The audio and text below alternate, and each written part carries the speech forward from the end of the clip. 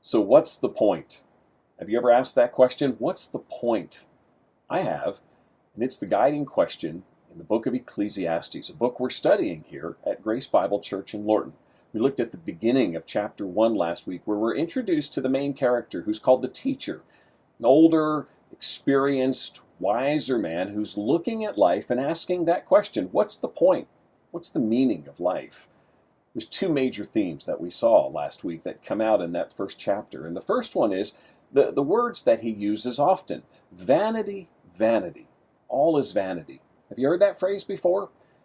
Since it's in the Old Testament, that word vanity is from a Hebrew word. We would pronounce it as hebel, and it means vanity or worthless, but it also has the idea of vapor or breath or smoke. Something we can see, but it's fleeting.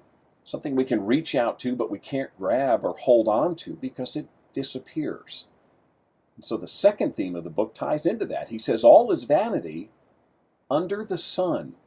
That phrase, under the sun, is so important to the book of Ecclesiastes because what the writer's trying to do is focus us in on a worldview, how you look at life. A lot of people look at life as being just under the sun. In other words, what I see here in front of me, what I can do, it's all about today. I'm not going to worry about tomorrow. And frankly, his perspective on life is that it is fleeting.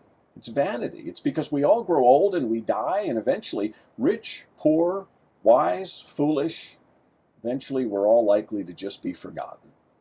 So he says life is fleeting. It's vanity. This next week, when we move into chapter 2 in our study, we're going to see the older, wiser teacher do some experiments. He tries wisdom and work and pleasure to see if any of them can solve some of the riddles of life and give meaning and substance to life.